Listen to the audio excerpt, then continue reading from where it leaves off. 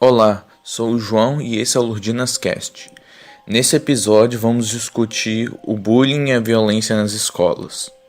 Olá, sou a Vitória e estou aqui com o João para apresentar o Lurdinas Cast de hoje e entrevistar alguns convidados que têm bastante a nos dizer sobre o tema. O bullying pode ser descrito como a prática de atos violentos repetitivos com a intenção de ferir alguém. As maneiras de expressão do bullying mais comumente praticadas são a zombaria, a ridicularização, humilhação e agressão, ferindo a vítima fisicamente e psicologicamente. Geralmente, é feito contra alguém que não tem como se defender ou que não entende as razões que levam à prática. É normal que a vítima tema o agressor, seja por seu porte físico aparentemente mais forte ou pela influência que o indivíduo possui entre as pessoas daquele ambiente. Conhecendo essa prática prejudicial que é o bullying, não devemos esquecer daqueles que sofrem com isso, as vítimas. Por isso, temos aqui alguns convidados que foram selecionados para falarem sobre o bullying de acordo com o ponto de vista de cada um. A intolerância religiosa é a falta de habilidade ou vontade de reconhecer as diferenças religiosas que leva à prática de discriminação a crenças de terceiros. Para falar sobre isso, trouxemos o convidado Alisson. Olá, Alisson, seja bem-vindo.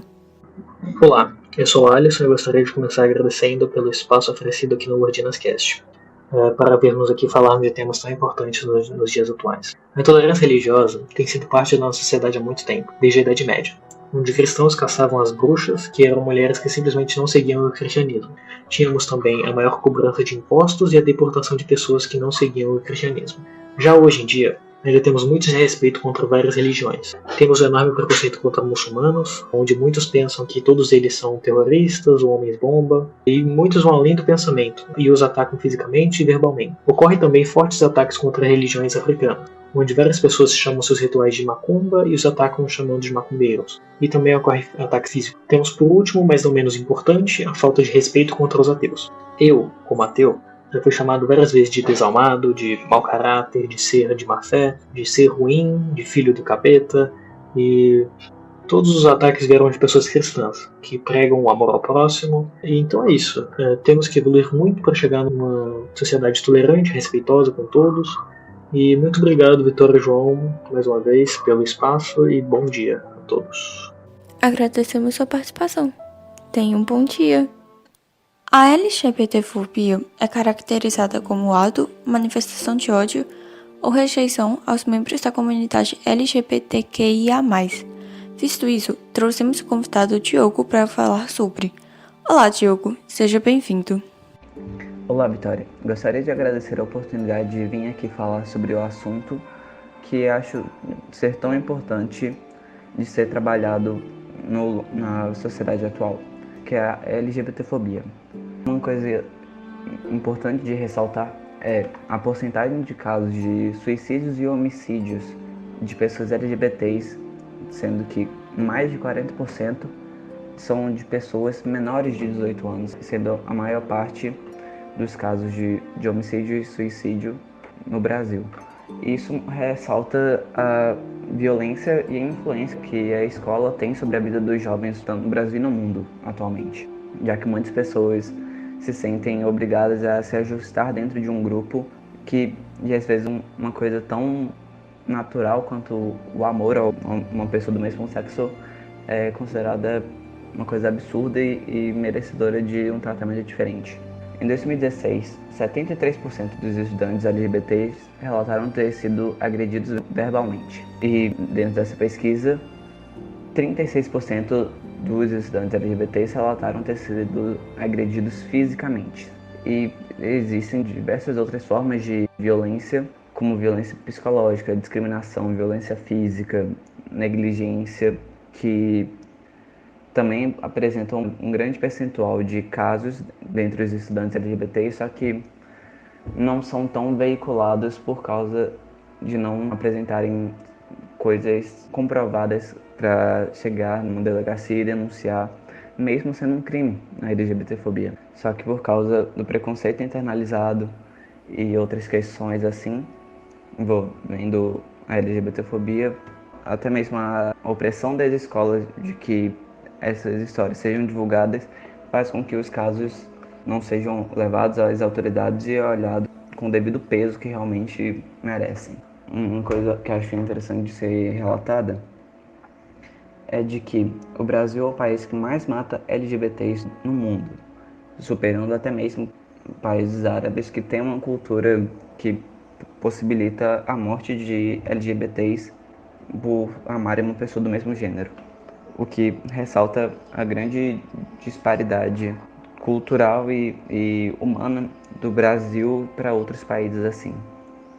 Mas o ponto que eu queria chegar é que, apesar de realmente vivermos num país completamente homofóbico, a escola acaba sendo muitas vezes um centro de apoio que LGBTs têm, podendo fazer amigos, ter apoio de outras pessoas, que possibilitando assim serem elas mesmas. Só que às vezes a escola é tão ruim quanto a rua que guarda todas as pessoas preconceituosas sobre o assunto. Um caso consideravelmente recente que eu vi foi de uma moça, eu não me lembro o nome dela agora no momento, mas tipo, ela relatou ter sofrido diversas ameaças dos pais, desde estupro, mutilação e esses assuntos bem pesados, principalmente levando em conta que a menina não tinha nem 15 anos quando sofreu as ameaças, e que na escola ela não se sentia segura de falar sobre isso, de desabafar com outras pessoas, por causa da repressão que os outros tinham por causa desse assunto. Sendo assim, a escola, que poderia ter sido um apoio, muitas vezes não teve a devida atitude para ajudar a jovem nessa situação. E então gostaria de finalizar a minha apresentação, só falando que ser LGBT não é uma escolha, porque ninguém em sã consciência iria escolher nascer de um jeito que só por ser ela mesma seria crime em mais de 70 países e em alguns deles sob pena de morte por serem elas mesmas. Agradeço novamente a oportunidade de estar falando isso, de estar nesse podcast, e repasso para a Vitória. Muito obrigado e tchau. Agradecemos a participação. Um bom dia para você. O racismo consiste no preconceito racial com a percepção de hierarquização, pensamento de que raças são superiores ou inferiores com base em características, habilidades ou qualidades comuns herdadas, afirmando que membros de diferentes raças devem receber tratamentos distintos. Para falar sobre isso, trouxemos o convidado Lucas Martins. Olá, Lucas. Seja bem-vindo. Bom dia para o pessoal aqui do podcast, para você que está ouvindo. Eu sou o Lucas Martins e eu vim aqui compartilhar minha experiência e ponto de vista sobre o racismo. Primeiramente, eu queria agradecer a Victória e o João pelo convite, ainda mais para falar de um tema tão importante de ser tratado e infelizmente tão presente na nossa sociedade. Apesar de que eu acredito que seja utópico demais pensar que estamos perto de nos livrar do racismo, 2020 foi um ano que me deu mais esperança ao futuro dos negros. A forma como milhares de pessoas se uniram para manifestar durante o caso de George Jeffrey, homem negro que foi asfixiado até a morte por um policial, mostrou que unidos podemos fazer uma repercussão enorme e temos poder para conseguir um mundo melhor. Falando agora sobre o racismo que já sofri na vida, mais da metade das situações aconteceram em ambiente escolar e quando eu era criança. Já fui chamado de vários nomes infelizes, já briguei com diversas pessoas, algumas que foram minhas amigas e que eu cheguei a admirar. Eu não tenho coragem de julgar nenhuma das crianças que um dia foram más comigo. Eu não guardo rancor de nenhuma. Eu julgo os pais dessas crianças que não souberam educar da forma correta como se deve tratar pessoas de raças diferentes. Para mim, criança não faz as coisas na maldade, porque diferente do adulto que teve tempo suficiente para saber diferenciar o que é certo e o que é errado, a criança não nasce com esse conhecimento, a menos que se ensine a ela como as coisas devem ser. Por isso, eu acho que uma das formas mais eficientes de combater o racismo é ensinar desde cedo na vida como as pessoas devem ser respeitosas, independente da cor. Agradecemos pela contribuição. Tenha um bom dia. No Brasil, 1 a cada 10 adolescentes é vítima de bullying no ambiente escolar. Uma pesquisa revela que, entre os adolescentes entrevistados, 17,5% disseram sofrer bullying algumas vezes por mês, 7,8% são excluídas pelos colegas, 9,3% são alvos de piadas, 4,1% são ameaçados, 3,2% empurrados e agredidos fisicamente, 5,3% têm seus materiais destruídos pelos colegas e 7,9% são alvos de rumores maldosos. Como consequência dessas ações, entre estudantes da faixa etária de 11 a 16 anos, 17% disseram que consideraram cometer suicídio por conta do bullying, 78% afirmaram ter ansiedade, 56% perderam noites de sono, 35% passaram a faltar aulas e 20% precisaram mudar de escola. Se por acaso você estiver sofrendo bullying, saiba que você não está sozinho. Denuncie para um responsável próximo para que as medidas necessárias para acabar com o problema sejam resolvidas.